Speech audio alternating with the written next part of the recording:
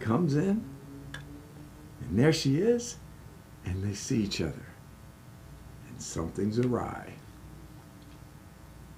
How's it going to come down?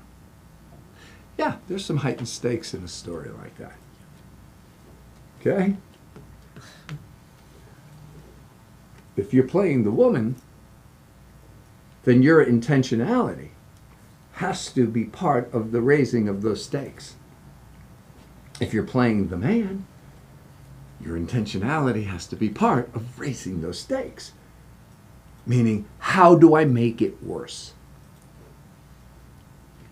How do I create more drama? How do I heighten the stakes, make stronger choices, which is completely counterintuitive to the societies we all live in today? It's not the way we want to behave. It's not politically correct. And you live in that. And then you come in here, and my job is to get you to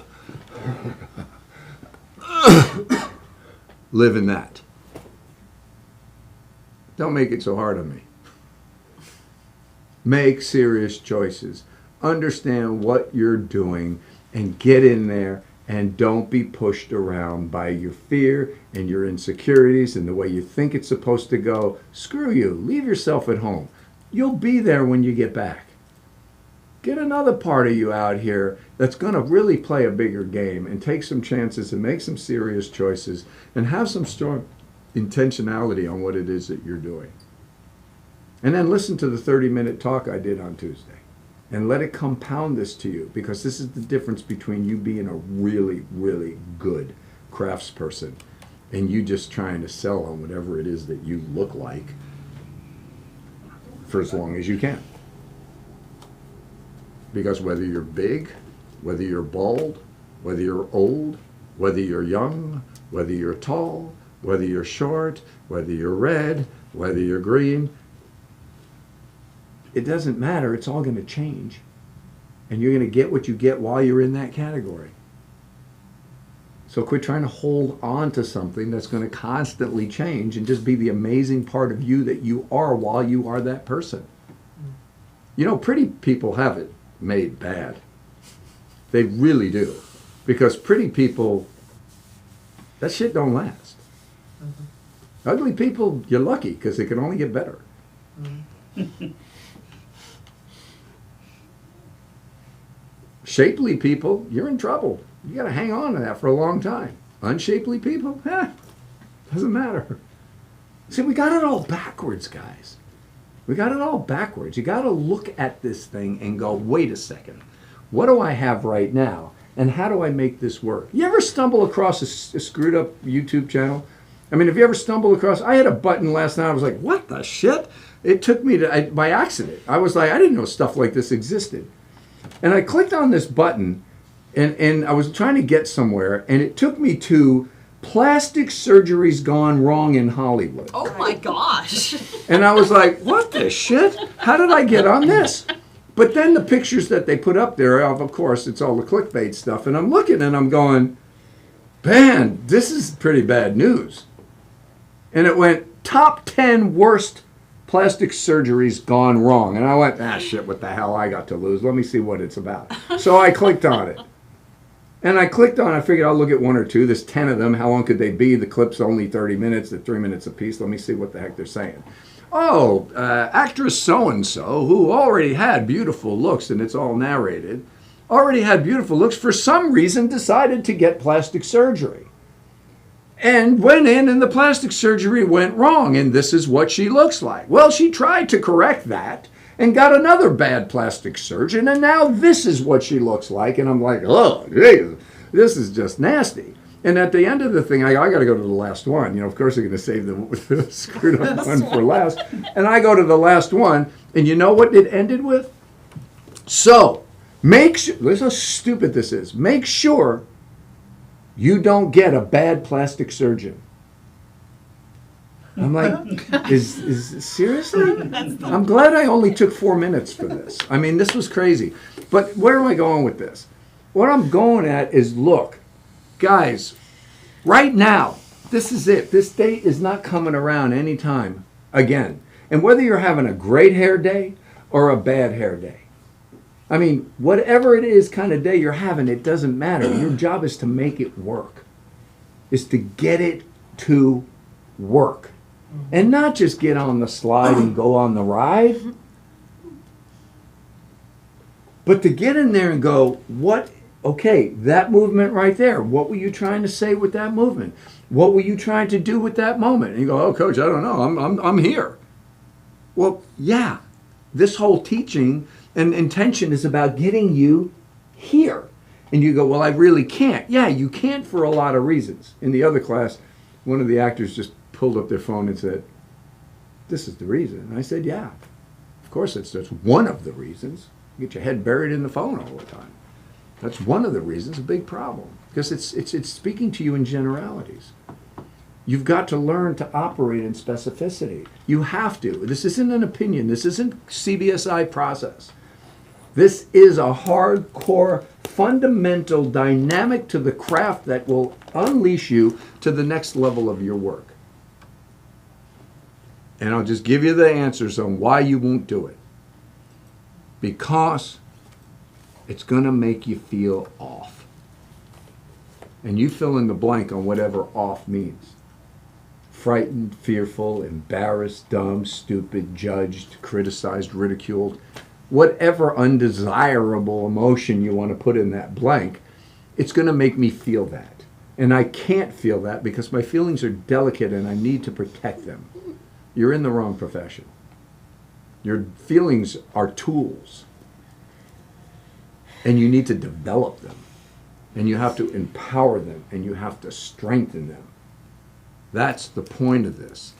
And then when you get coached, you got to quit protecting your precious little sensitivity because you'll never get anywhere.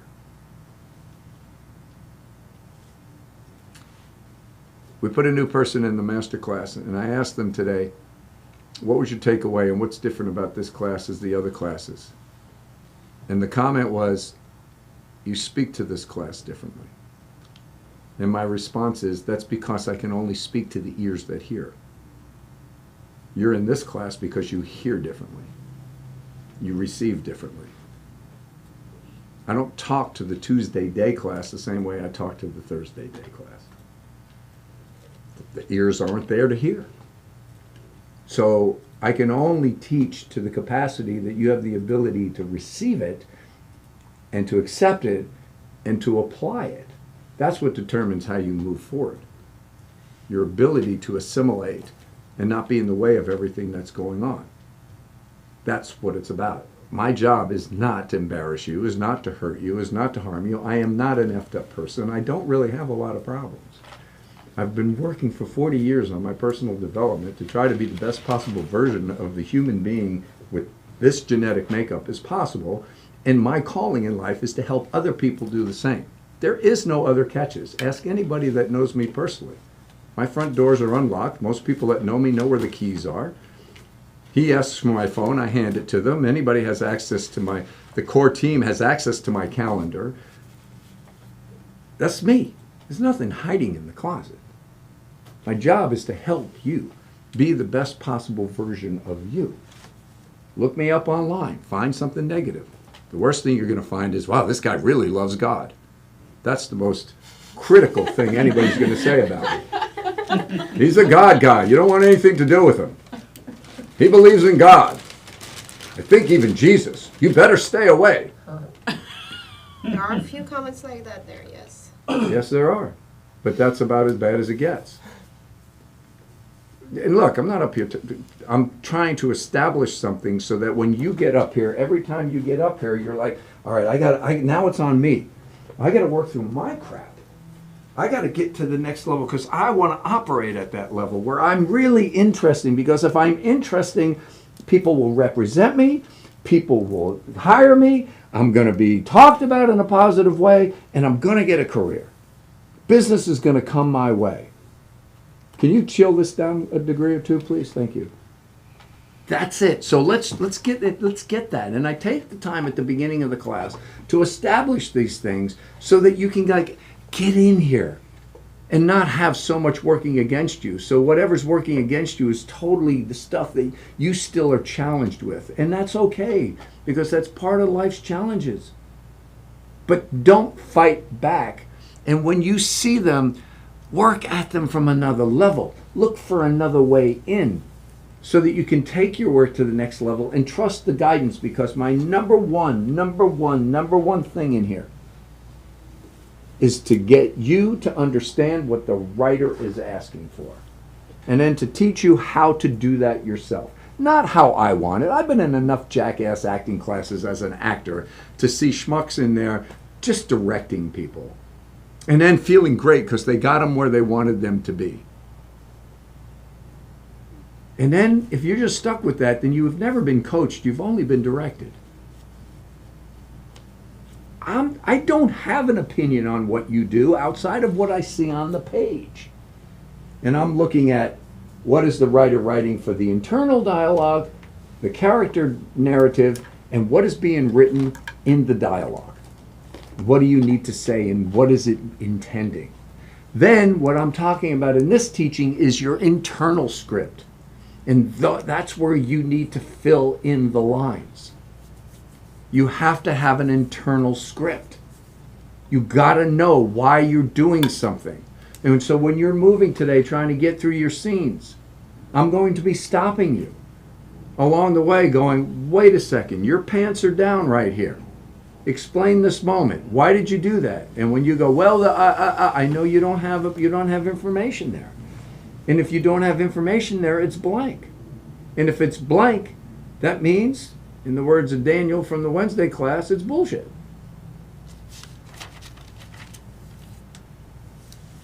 You're fooling people as opposed to taking them on a ride. Got it? Got it? Yes. Got it. Got it? All right, Halloween's coming. I'm done with this. Halloween's coming. I want you just to pay attention to two different categories. I'm not saying there are only two. I just want you to pay attention to two different categories of people that dress up.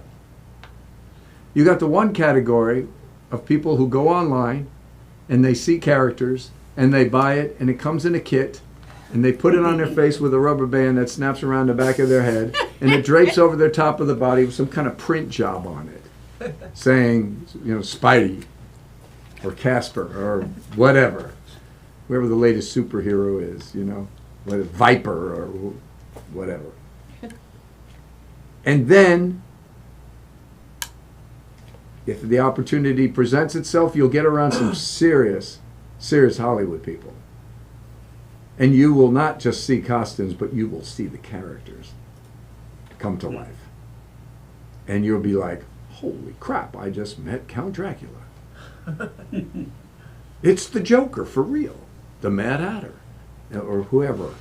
And they're actually building a character, not putting on a costume. Mm-hmm. Got it? That's what we do. We build characters. And so let's get the BS out of the way, and the fear and the insecurity, and I'm going to be embarrassed, and I'm going to be judged, and I'm going to be ridiculed, and la la. Yes! I'm not pulling any punches. You are. Get used to it. Because the minute you walk out of a casting office, the assistant and the casting director are going, so what are we doing with that one? Yeah, I don't know. I don't really think. What did you think? I don't know. Yeah, kind of. Well, the other guy was better. Yeah, you're right. Okay, boom. Moving on. And then that's it. Or, wow, what'd you think? Well, she was actually pretty good. Yeah, did you think she did? Yeah, I think she did a lot better than the other one. What do you think? So, okay, put her in this pile. It's happening anyway.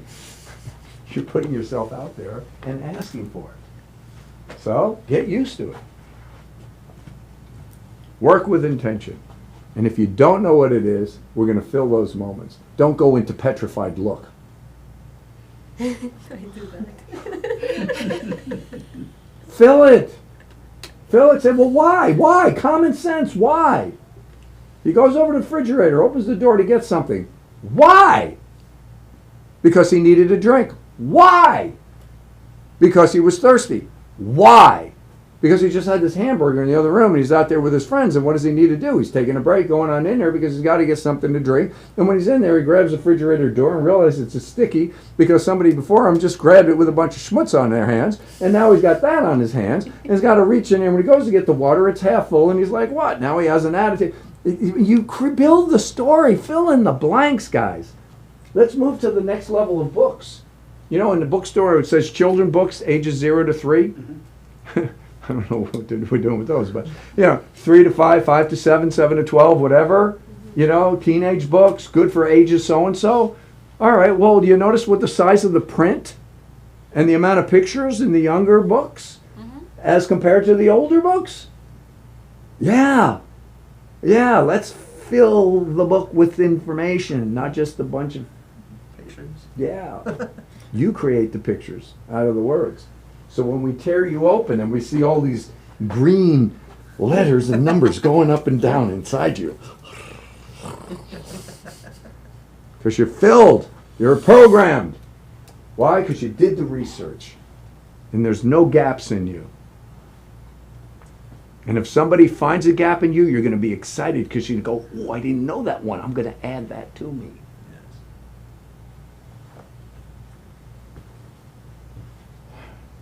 Okay, let's do the assignment. Let's see what happens.